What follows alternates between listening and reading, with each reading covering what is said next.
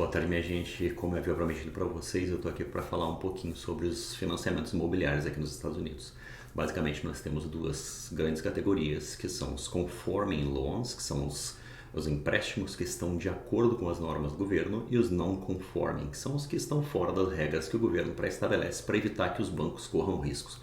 Na verdade, assim, o governo americano está preocupado que exista uma continuidade no mercado, que o dinheiro seja acessível para as pessoas. E com isso eles criam regras para minimizar os riscos dos investidores, no caso dos bancos ou das financeiras, que minimizando esses riscos, os bancos liberam mais empréstimos. Então, assim, quanto maior o risco, menos gente colocando dinheiro no mercado e maior a taxa de juros. Então, para que o dinheiro fique acessível para a população, o custo do dinheiro seja barato, o governo criou algumas regras e através de 3 órgãos, basicamente, assim, 3 agências privadas, mas que são patrocinadas pelo governo, que é o Freddie Mac, Fannie Mae e o Ginnie Mae. Através desses 3 órgãos, eles controlam toda essa categoria de conforming, ou seja, os conforme empréstimos que estão de acordo com a lei do governo, conforming loans, tá certo? Dentro dessa categoria, a gente tem 3 deles que são, na verdade, subsidiados pelo governo, que é o USDA, o VA e o FHA. Eu vou explicar um pouquinho sobre eles para vocês. E a gente tem uma categoria, que é uma categoria chamada Conventional, que é a categoria mais comum, onde a maioria das pessoas se enquadra e que eu acho que tem mais benefícios do que as outras, inclusive. Tá certo? Então, fora esses conforming loans, o que a gente tem que não é conforme, que não está abaixo das regras do governo, eles sim, não estão abaixo das regras de mortgage do governo, mas eles ainda seguem as regras para evitar a prática predatória de juros no mercado, tá certo? Então, tipo, ninguém pode emprestar dinheiro nos Estados Unidos por mais do que 29,9% ao ano. Se emprestou a 30%, o cara está cometendo um crime, tá bom? Então, vamos falar um pouquinho então sobre os conforming loans. Os não conforming seria, no caso, dinheiro pego emprestado de alguém que com a casa como garantia, mas que não está de verdade abaixo as regras, sob as regras do governo, tá certo? E a gente evita, assim, trabalha muito com investidores nessa categoria, certo? Mas a gente evita, na verdade, para as pessoas, para os clientes que a gente está atendendo no dia a dia, porque eles são empréstimos mais caros, geralmente as taxas de juros são bem mais altas e a gente quer sempre o benefício do cliente, então a gente procura enquadrar eles, trabalhar com eles para montar um perfilzinho que se encaixe nesses empréstimos que são de acordo com as regras do governo e com isso eles consigam economizar o seu dinheiro e ter uma boa compra. Tá certo? Assim, eu falo sempre, jamais vai ser a casa dos seus sonhos se você estiver tendo pesadelos para pagar. Então, a gente foca em conseguir um empréstimo para o cliente que seja de acordo com a realidade dele, tá certo? Dentro do orçamento e que ele pague o mínimo possível. Então, vamos lá. USDA. USDA é United States Department of Agriculture, ou seja, o Departamento de Agricultura dos Estados Unidos. Eles têm uma modalidade de loan que visa aquela população da área agrícola, a população rural. E eles limitam, na verdade, se você ganhar mais do que 129.400 por ano, você não pode qualificar, você não pode pegar esse tipo de empréstimo. O máximo que você vai conseguir também de empréstimo nessa modalidade é 336.500, tá certo? E apesar de eles não requererem nenhuma pontuação de crédito, não sei se vocês conhecem o sisteminha da Equifax aí no Brasil, a gente tem um sistema similar aqui que a gente chama de FICO Score. Então, apesar do governo não requerer nenhuma pontuação de crédito, os bancos, para emprestarem dinheiro nessa modalidade, em geral, pedem 640 pontos de credit score, tá certo?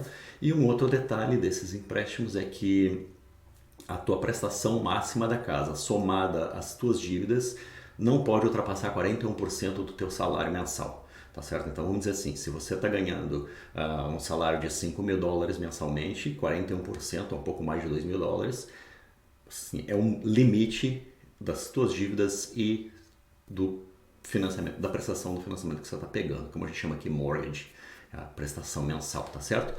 A segunda modalidade, subsidiada pelo governo, é o VA, que é o Veteran Affairs, é uma modalidade que enquadra todo o pessoal da área militar.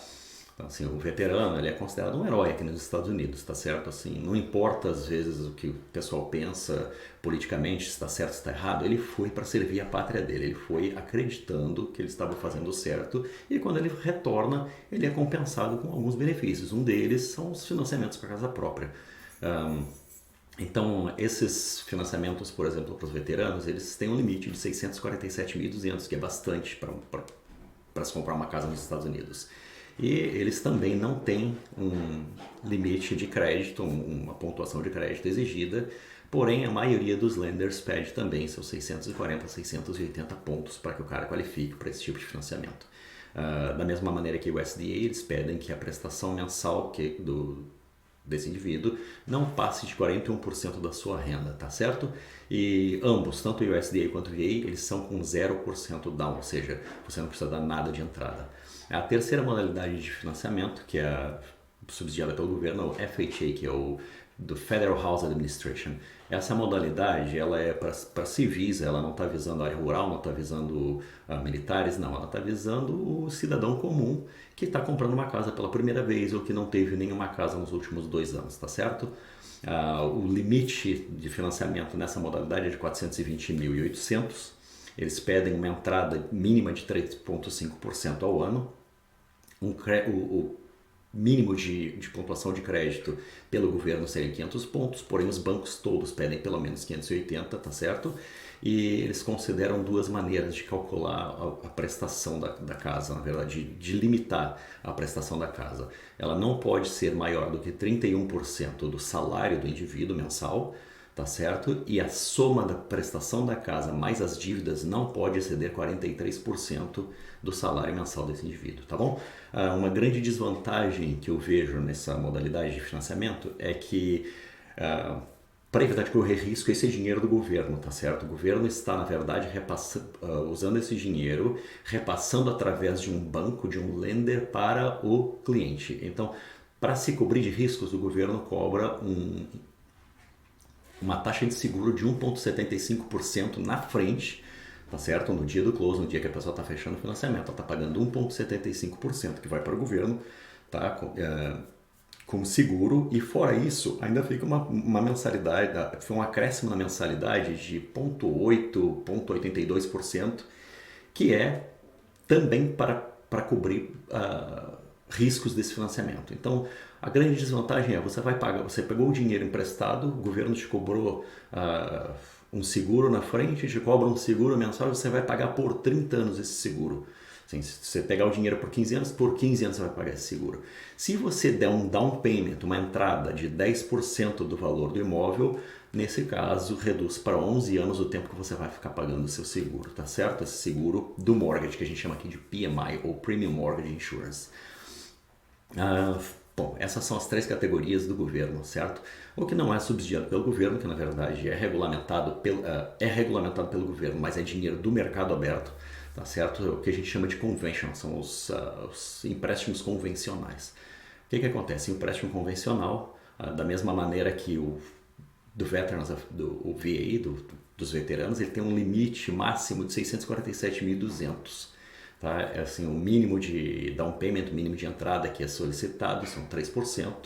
O mínimo de credit score, de pontuação de crédito, é de 620, mas os bancos em geral pedem 680. E a maneira de calcular o limite da prestação desse indivíduo é 28% do valor do seu salário, é o máximo que pode ser o valor da sua prestação, ou 36% do seu salário seria a sua prestação mais as suas dívidas, ou seja, se o cara tiver dívida de carro, está contando junto com a prestação da casa, se tiver dívida de cartão de crédito, está contando junto com o valor da casa, e se ultrapassar 36%, todas as dívidas dele mensais ultrapassarem 36% do salário dele mensal, ele não consegue qualificar, tá certo? Uma vantagem sobre o FHA, que é o último empréstimo do governo que eu falei para vocês, é que apesar de ele ter um seguro mensal para evitar o risco dos bancos, tá certo?